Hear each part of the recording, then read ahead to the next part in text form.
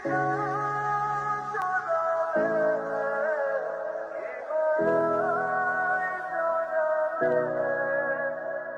Cameraman, for your kind information, যা ছবি তুলে তাদেরকে ক্যামেরাম্যান বলে না, photographer. And I am not a photographer. আমার ফ্রেন্ডের বিয়েতে আসছিলাম কিছু স্পেশাল মোমেন্ট ধারণ করার জন্য। কিন্তু আমার কেন যদি মনে হচ্ছে আপনার ক্যামেরাতে আমার কিছু ছবি আছে। শিওর? আসলে বিয়ে বাড়িতে তো অনেক মানুষ, অনেক মানুষের ভিড়ে একটা দুটো ছবি হয়তো আপনার থাকতে আচ্ছা একটু দেখি, সমস্যা কি?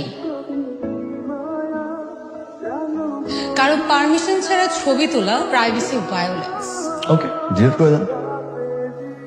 এত সুন্দর করে কপালে টিপ পরলেন, কষ্ট করে চোখে আবার লেন্সও পরলেন, দেখে মনে হচ্ছে পার্লার থেকে সেজে এসেছেন।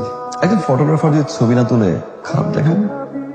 আপনি কি আমার সাথে বাই এনি চান্স ফ্লার্ট করছেন? ফ্লার্ট আমি করি না, যা বলি ডিরেক্টলি করি। চাইলে আপনি ডিলিট করতে পারেন, okay, no problem, your call. Delete আপনি করবেন, অবশ্যই করবেন, কিন্তু তার আগে আমাকে ছবিগুলো পাঠিয়ে দিবেন। হোয়াটসঅ্যাপ পাঠিয়ে দিন। হোয়াটসঅ্যাপে দিতে হবে কেন? আমি একটু ইমেল আইডি দিয়ে দিচ্ছি, ইমেল আইডি পাঠিয়ে দিবেন। Sourav. Dipa, nice to meet you.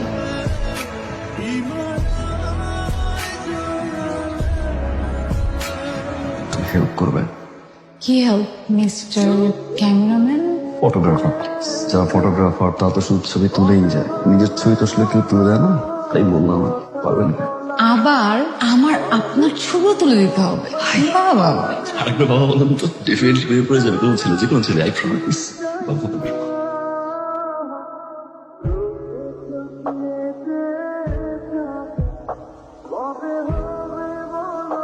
কি ব্যাপার, মুড অফ মনে হচ্ছে?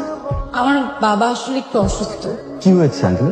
বাবার আসলে যে বিজনেসটা ছিল, বাবা সেখানে অনেক টাকা ইনভেস্ট করে ফেলে। তারপর যখন লস হয়, আস্তে আস্তে বাবা মেন্টালি অ্যান্ড ফিজিক্যালি সিক হয়ে পড়ে।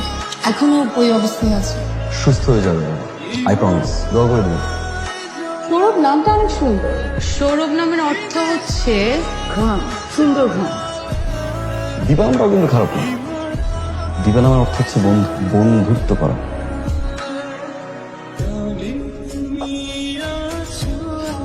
তোমার জন্য। আমার জন্য? হ্যাঁ। কি ফুল এটা? কি ফুল? এটা কৃষ্ণচূড়া। কৃষ্ণচূড়া? তো কৃষ্ণচূড়া ফুল দিয়ে আমি কি করব? কৃষ্ণচূড়া ফুল দিয়ে কি করে? আচ্ছা, কি করে? সবাই বলে ফুল নাকি গাছেই সুন্দর। আমার কি মনে হয় জানো, ফুল সুন্দর তোমার চুলে।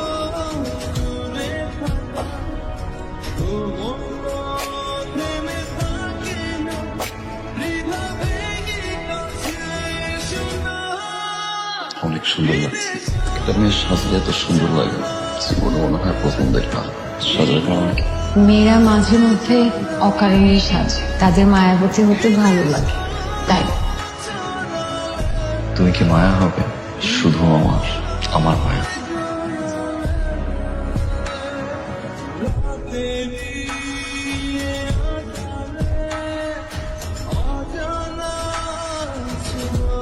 তুমি এখানে কেন?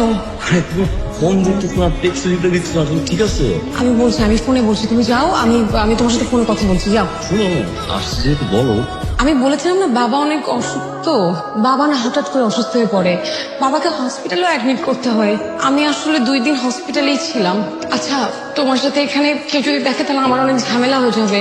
তুমি প্লিজ যাও, আমি তোমার সাথে ফোনে কথা বলবো। তুমি যাও প্লিজ। কালকে একটু আসো প্লিজ। আমি চেষ্টা করবো।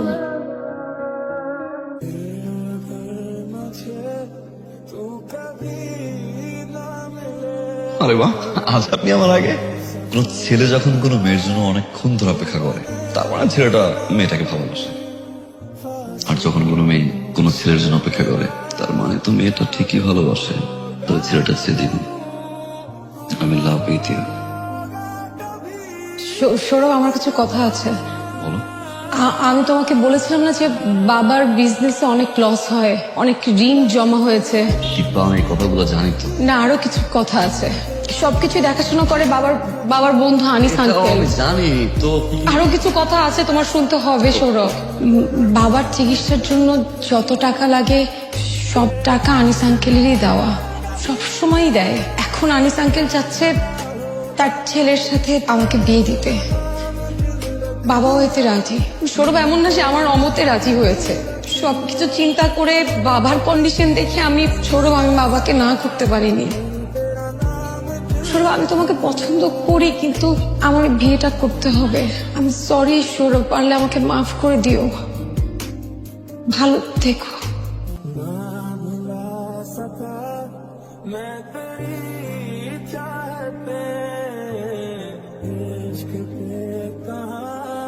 बस किसी का चले हो भी जाए मेरी सांसें